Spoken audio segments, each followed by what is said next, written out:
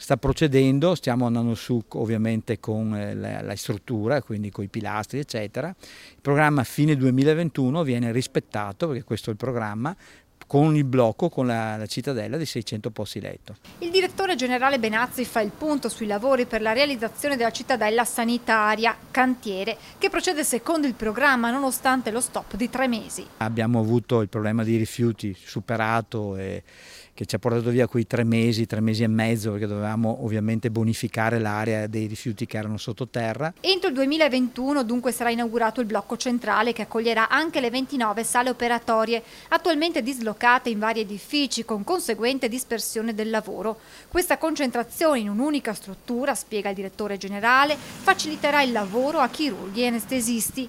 Nel frattempo si continuerà con la realizzazione del blocco pronto soccorso e dell'area amministrativa. Entro il 2023, quindi all'oggi stiamo, pur avendo avuto i 3 mesi, stiamo rispettando il cronoprogramma.